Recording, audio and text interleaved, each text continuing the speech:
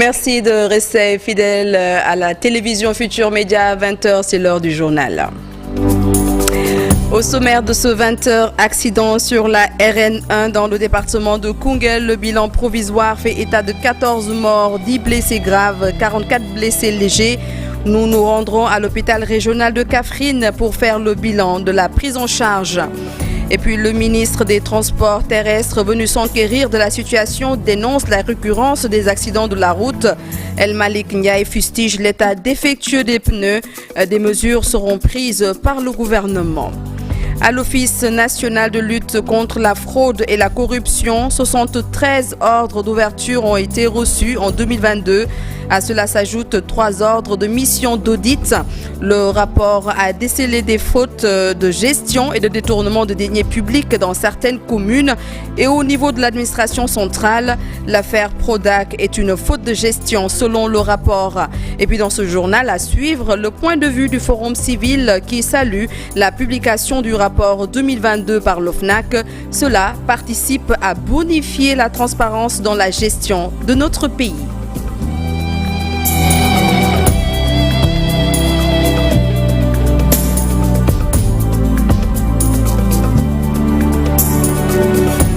Bonsoir à tous et bienvenue. Rendons-nous d'abord vers Kaffrine Koungheul. Retour sur l'accident survenu sur la RN1 à hauteur donc du village de Yamong. C'est dans le département de Koungheul. L'accident donc est survenu hier. Selon le docteur Ibrahima Sow, chirurgien orthopédiste à l'hôpital régional Thierno Ibrahima Ndao donc de Kaffrine, ils ont reçu 26 blessés et les victimes ont été prises en charge à Koungheul au niveau du district sanitaire. Retenez que 28 blessés ont été pris en charge et 135 poches de sang mobilisées. Le bilan provisoire fait état de 68 victimes, dont 14 corps sans vie, 10 blessés graves et puis 44 blessés légers. Retour sur les lieux avec notre correspondant des Awabey et Mamgorwilana. Pour le médecin-chef du district sanitaire de Koungheul, 28 blessés ont été pris en charge à Koungheul, 135 poches de sang ont été mobilisées. Dr Elhaj Malik Niang précise que 12 corps ont été identifiés. Vers les coups de 18 h, les sapeurs-pompiers nous ont alertés d'un accident de la voie publique qui s'est produit à Yamong, un village situé à 15 km de Koungheul. Il s'agit d'un bus qui a quitté Dakar pour Kédougou à la suite de l'éclatement d'un pneu. Le véhicule s'est renversé. Le bilan fait 68 victimes, 14 corps sans vie. Les corps sont au niveau de l'hôpital de Koungheul. 26 sont évacués sur Kaffrine, à l'EPS de Kaffrine. 28 sont pris en charge au niveau du centre de santé. Le district a mobilisé les ambulances, a mobilisé également le personnel de santé. Le dispositif également a été renforcé par 2 ambulances de Kaffrine, 2 ambulances de Malem Odar avec le personnel, 2 ambulances de Sami. Nous avons reçu également 2 ambulances avec leur personnel de Tambacounda. Donc nous avons collecté également 135 poches au niveau de Koungheul pour vraiment améliorer la qualité de la prise en charge de ces malades. Selon Dr Ibrahima Sow, chirurgien orthopédiste à l'hôpital régional Thierno Ibrahima Ndao de Kaffrine, ils ont reçu 26 blessés et les victimes ont été bien prises en charge. 26 patients, dont 9 enfants. 9 enfants, 2 blessés graves et 3 fracturés, donc des fractures simples. Maintenant, pendant la nuit, nous avons eu donc à opérer les 2 patients qui avaient présenté des traumatismes ouverts des membres supérieurs. Maintenant, pour les 3 qui restent, nous avons prévu de les opérer ce matin. Mais globalement, la situation elle est stabilisée, donc il n'y a pas de problème, il n'y a pas de malades en difficulté actuellement.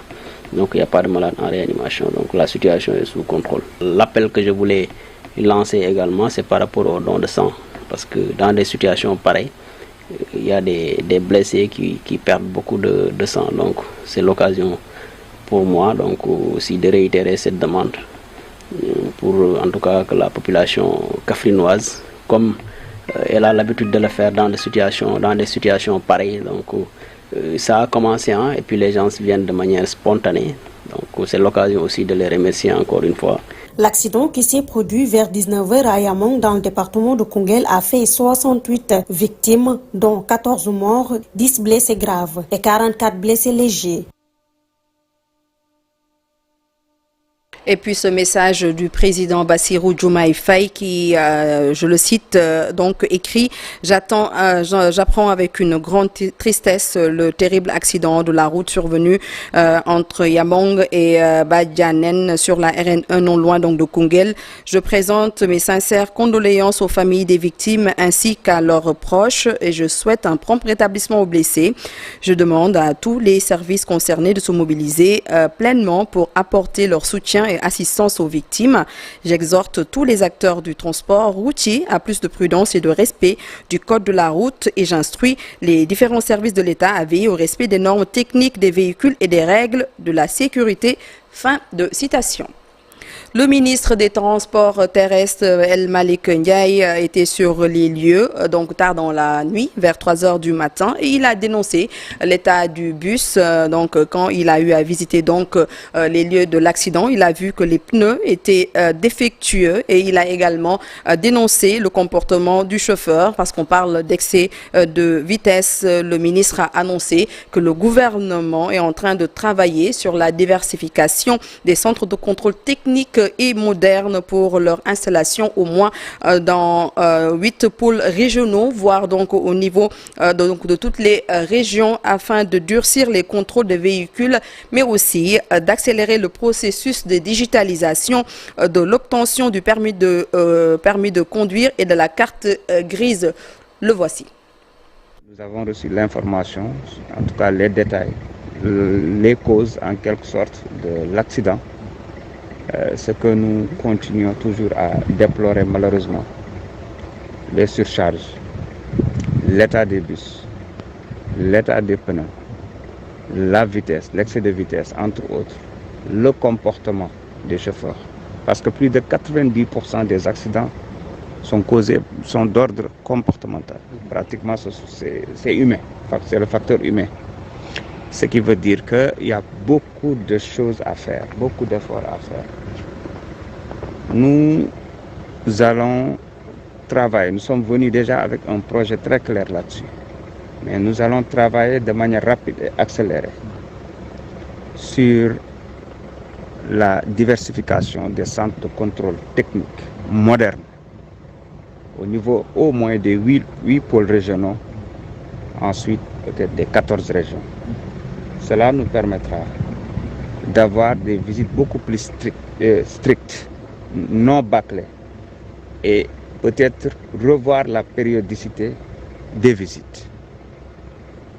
Ensuite, nous allons accélérer le processus de la digitalisation intégrale d'obtention des titres, à savoir les permis, les cartes grises, entre autres.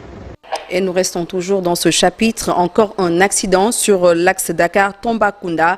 Un bus donc qui s'est renversé hier suite à un éclatement des pneus. Et cela fait revenir encore au devant de la scène l'éternel problème, histoire donc des pneus usés et des accidents de la route au Sénégal. C'est pourquoi les chauffeurs réclament une usine de fabrique de pneus ici, dans notre pays, leur permettant de pouvoir changer les pneus au moins tous les 3 mois. C'est un reportage de Fatou Bintou Konté de Ahmadouba. Il se nomme Karassis, il est chauffeur dans ce bus qui rallie Dakar à Kolda depuis l'année dernière. Depuis 2023. Depuis 2023 que j'ai commencé à conduire ce bus. Les accidents sur l'axe Dakar-Koungheul sont légion. Selon lui, la dernière en date, celui d'hier entre Yamong et Benyanen, qui a fait 14 morts et une cinquantaine de blessés, des accidents le plus souvent dus à des éclatements de pneus. Tous les accidents qui se passent au Sénégal sont dus à un problème de pneus. Il faut que l'État prenne des mesures en installant une usine de fabrication de pneus. Dans ce cas, on aura le choix de changer nos pneus tous les 3 ou 6 mois. Kala explique aussi que cet axe routier est très fréquenté et certains chauffeurs, malheureusement, ne respectent pas le code de la route. C'est un carrefour. Beaucoup de véhicules passent par cet axe allant à Tambacounda. Les camions sont aussi un autre problème. Les chauffeurs de camions stationnent de façon anarchique sur la voie. Les animaux en divagation sont encore un autre problème. Les animaux aussi en divagation nous posent d'énormes problèmes. On se retrouve le plus souvent face à des troupeaux. Freiner brusquement devient impossible. Même si Kara salue l'initiative de l'État de refaire toutes les routes du Sénégal, actuellement, les chauffeurs ne se plaignent pas dans ce sens.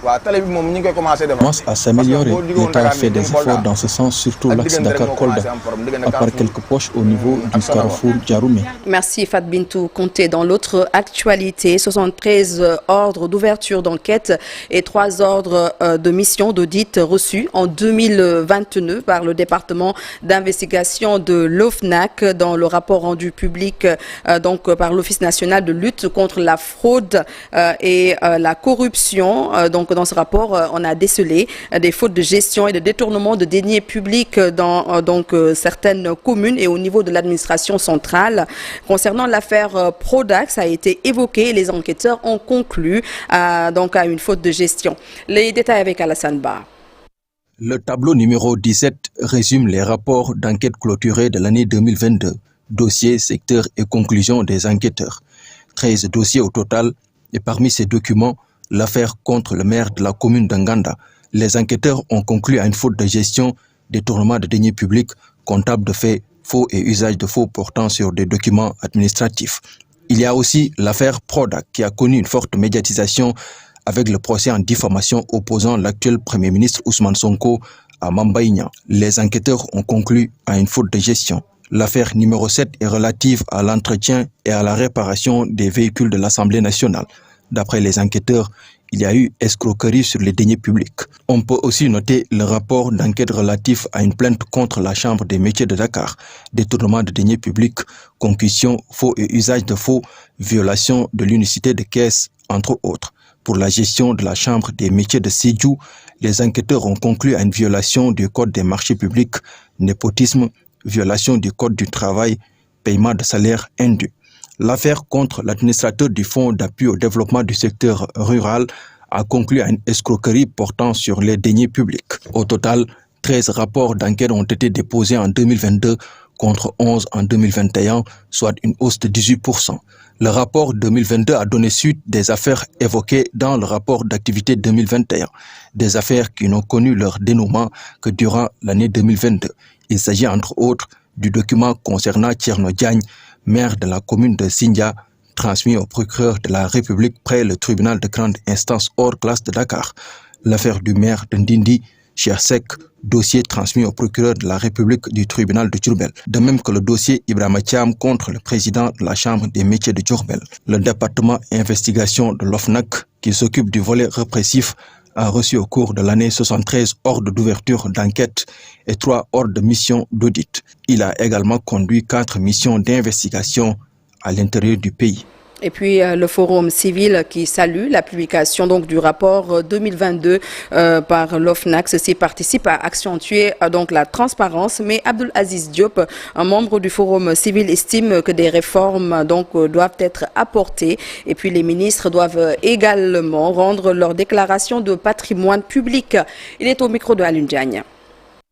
Sur la partie déclaration de patrimoine, sur 1325 assujettis, personnes assujetties, de 2014 à nos jours, 797 ont fait leur déclaration d'entrée et 169 personnes ont fait leur déclaration de sortie.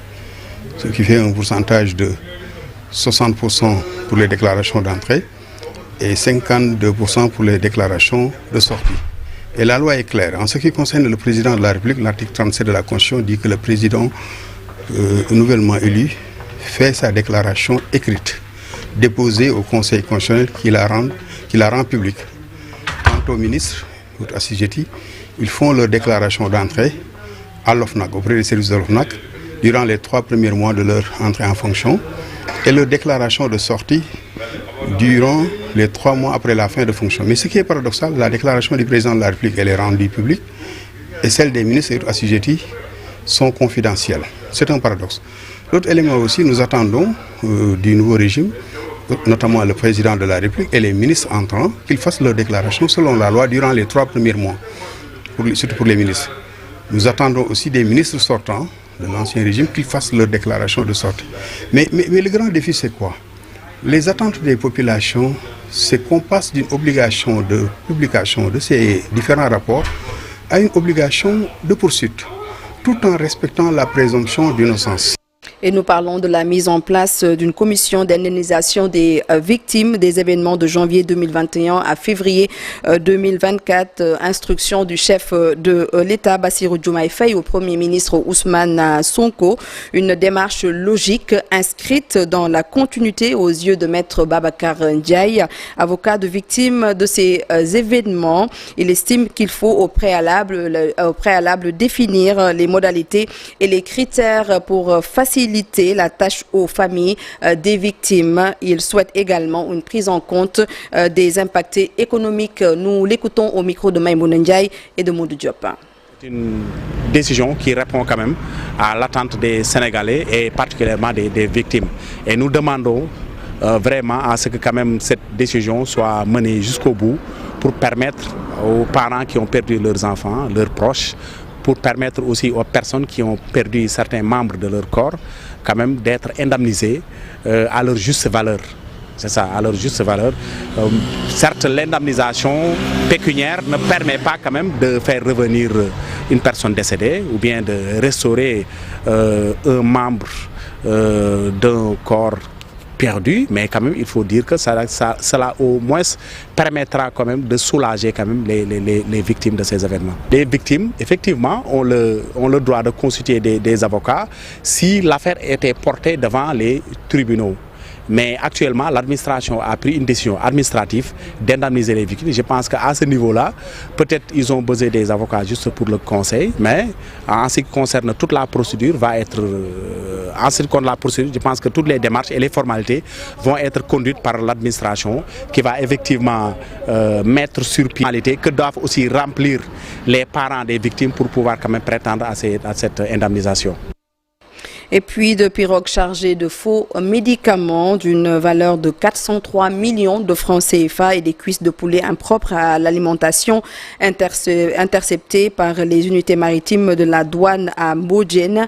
La cargaison de marchandises frauduleuses est composée donc de 61 cartons de faux médicaments, dont 38 cartons d'aphrodisiaques, de 23 cartons de corticoïdes utilisés pour la dépigmentation, source de cancer mortel. Il faut donc le relever. Autre saisie du chanvre indien au niveau donc du littoral. Il s'agit de 234 kg de cannabis conditionné en 30 colis interceptés par la brigade maritime des douanes de Kayar, non loin de Pointe-Sarène. Les agents ont également saisi sur la même embarcation une importante quantité de cuisses de poulet. La contre-valeur totale de la saisie est évaluée à près de 19 millions de francs CFA. Ces saisies ont été réalisées dans le cadre des opérations de ciblage et d'investigation sur les courants de trafic criminel opérant sur les grands corridors et par vecteur maritime. Après la composition du gouvernement, les premières nominations du gouvernement suscitent de nombreuses interprétations. Dans la région de Matam, par exemple, dans les rangs de l'APR, on note toutes sortes de commentaires pour expliquer la mise à l'écart de Matam. Par contre, les responsables de PASTEF de la région qui approuvent la démarche des nouvelles autorités estiment que les priorités se trouvent ailleurs. Matam, l'appel d'Ali Bandelnian. Comme au lendemain de la formation du gouvernement du Premier ministre Ousmane Sonko, les premières vagues de nomination à la tête de différentes stations suscitent bien des commentaires dans les rangs de l'APR. Le premier constat, c'est d'abord dans la mise en place du nouveau gouvernement, une absence des cadres de la région de Matam. Et cette absence peut se comprendre dans la mesure où on parle de gouvernement restreint de 25 000 et de 5 secrétaires d'État. Maintenant, le deuxième constat, c'est par rapport aux nouvelles mesures individuelles qui commencent à être prises par rapport à la nomination de DG à la tête des boîtes. Nous sentons toujours la même remarque. Toujours il y a une absence des cadres du Fouta, particulièrement de la région de Matam. Et nous osons espérer que ce n'est pas ce que beaucoup pensent. Nous osons espérer. Et je pense que peut-être dans le cadre de l'action gouvernementale, ces remarques seront prises en compte. Il n'y a pas de péril en la demeure. C'est la réaction de Ibrahim Badi, TP de PASTEF de Mara à Ourossogui, qui pense que les priorités se trouvent bien ailleurs. Vous savez que les nominations sont bien précisé dans la Constitution, ça dépend de la discrétion, du pouvoir discrétionnaire du président de la République, au nombre aux emplois civils et militaires. Donc nous ne croyons pas à ça. Il y a un reprofilage qui est en train de se faire. La région de Matam ne sera pas en reste, ça on peut vous le rassurer. Donc maintenant chaque chose a son temps et que nous devons prendre comme priorité ce qui doit être fait dans la région de Matam. Matam ne paye rien. Matam fait partie du Sénégal. Au moment opportun, nous ne sommes pas dans une logique de partage du gâteau, comme ça se faisait avec le défunt régime. Le jeune cadre de PASTEF qui tient à justifier les nominations sans appel à candidature tel que promis par le candidat Bassirou Diomaye Diakhar Faye.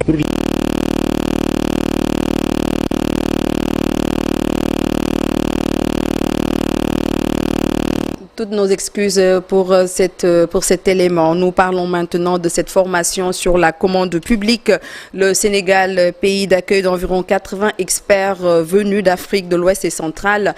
Et cela pour mieux outiller donc sur les procédures de la commande publique, une formation pour être en phase avec les réformes de 2007 qui visent à rationaliser les dépenses publiques. Poul Meriba Nian est la directrice de la formation des appuis techniques à l'Agence de régulation des commandes publiques. Elle est au micro de Aminata Maresso et d'Ahmadouba. Alors, la dimension APD, c'est qu'on s'est rendu compte que la commande publique était un moyen privilégié actuellement pour régler un certain nombre de problèmes dans nos sociétés. Vous savez que depuis la réforme de 2007, la réforme donc, des marchés publics, la commande publique se veut à l'écoute des citoyens pour régler les besoins. Des besoins de transport, des besoins de santé, des besoins de mobilité, donc tout un ensemble de besoins.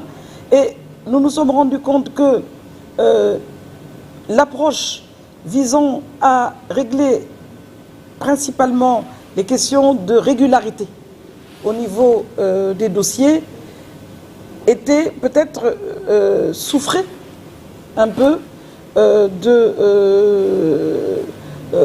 d'une approche stratégique. Donc on était sur une approche très procédurière. Et donc depuis un certain nombre d'années, la commande publique est en train de faire une mutation visant à régler un certain nombre de problèmes de société tels que l'environnement, tels que les problèmes sociaux, n'est-ce pas? Donc les questions des femmes, les questions d'accès à la commande publique des femmes, les problèmes des jeunes, les problèmes des personnes handicapées, vivant avec des handicaps.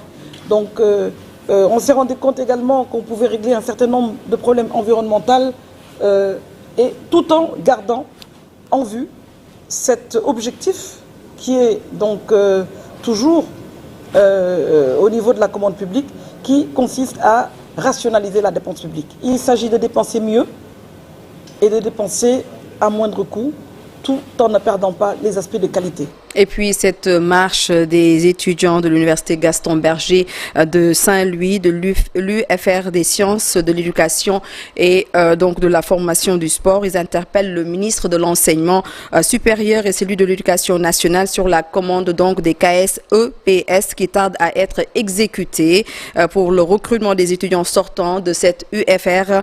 Depuis 3 ans, les étudiants réclament leur intégration dans la fonction publique après 6 ans de formation.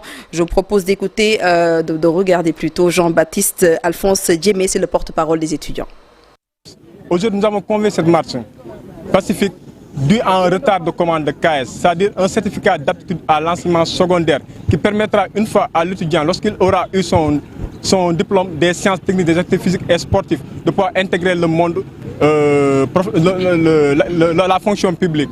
Aujourd'hui, nous concentrons depuis 3 ans de cela. Avant que la commande puisse arriver, il faut que les étudiants puissent poser un acte, une chose que nous déplorons anormale. Parce que nous ne pouvons pas suivre une formation de 6 ans, attendre aussi poser aussi un autre acte avant que la commande puisse arriver.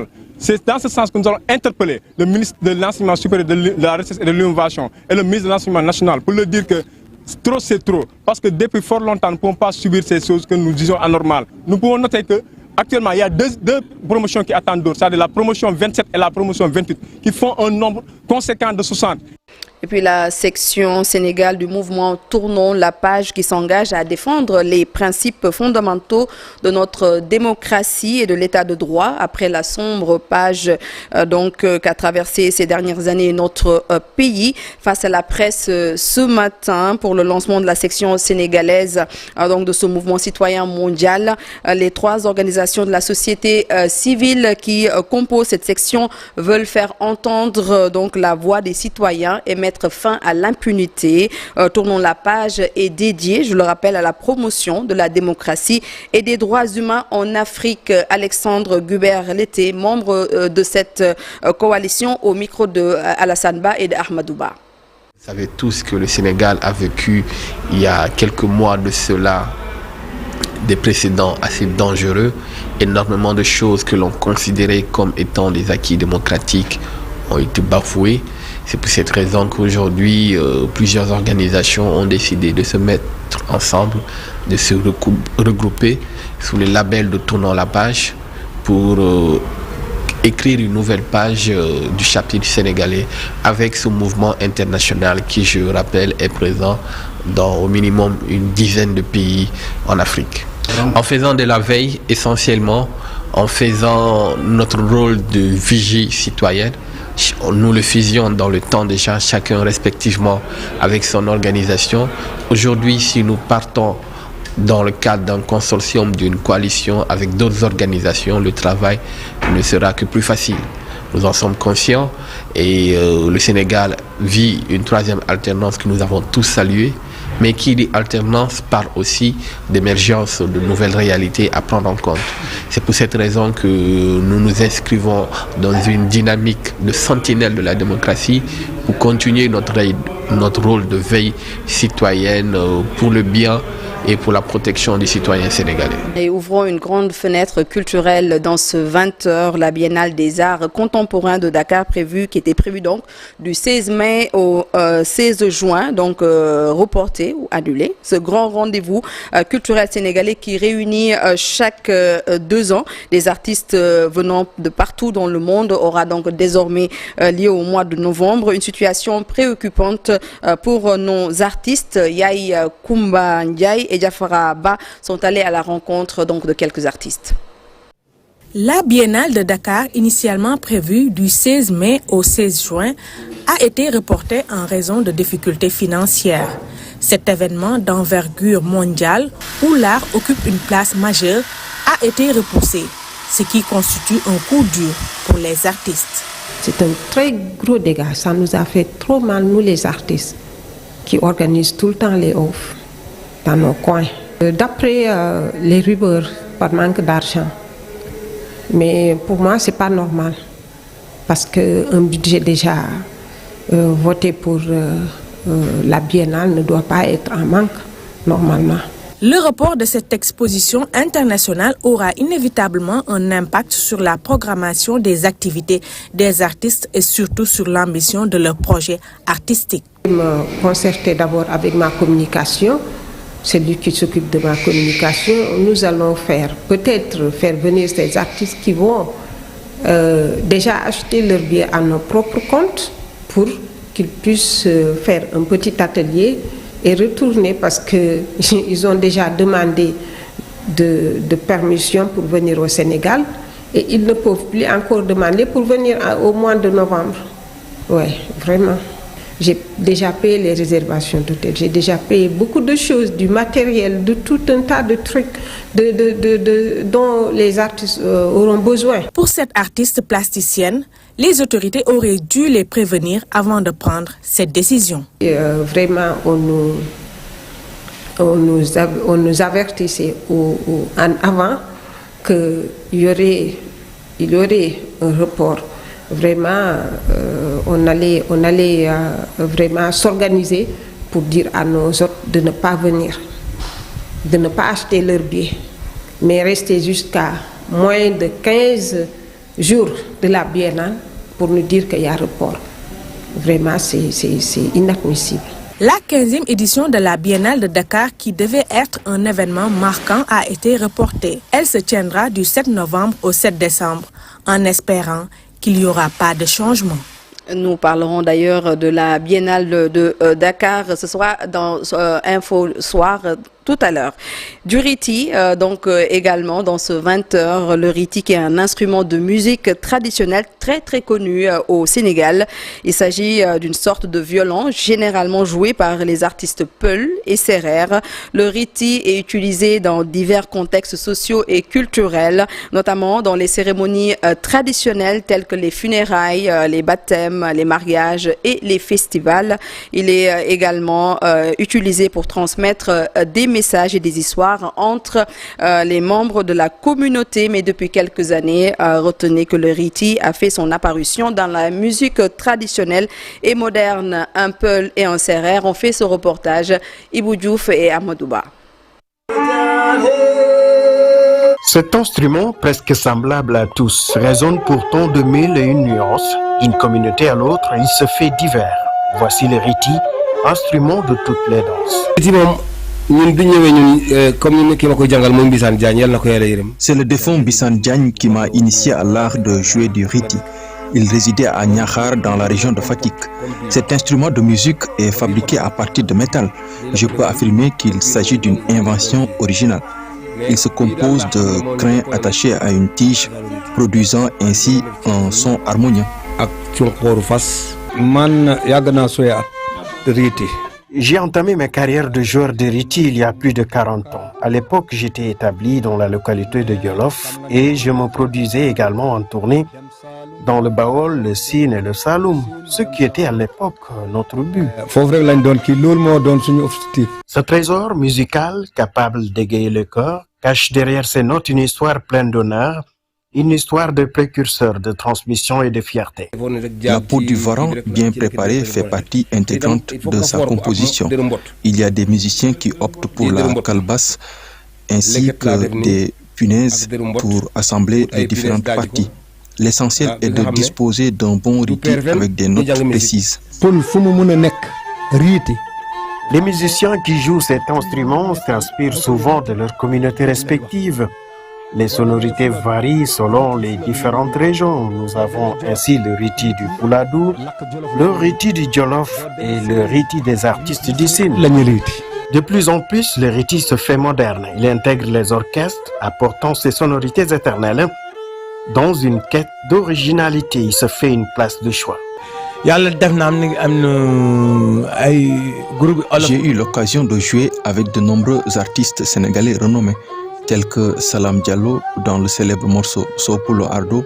J'ai également collaboré avec Ampaté et joué 3 morceaux avec Moda Diouf. Jouer de cet instrument est toujours un plaisir pour moi. Moda Diouf, amna morceau yo xamné parce que joué na mom 3 morceaux yo xamné participer na ci albumam bi. Mais loin de perdre de sa superbe, le riti intègre petit à petit les orchestres modernes. Au-delà des artistes reconnus dans ce domaine, des rendez-vous lui sont consacrés pour rayonner de tout son éclat. Lors du festival du riti par exemple, qui se vend rythme à la tradition et à la modernité réunie. Merci à Ibou Diouf et bien entendu à Ahmadouba d'avoir rythmé ce fin de journal avec le son du riti. Voilà, donc ce reportage qui met un terme à ce 20h que j'ai eu l'honneur de vous présenter. On se retrouve dans quelques instants pour la suite de l'information. Ce sera dans Soir d'info. Nous allons recevoir Maïmouna Diop et les artistes plasticiennes et bien entendu, nous allons parler du report de la Biennale de Dakar. Merci.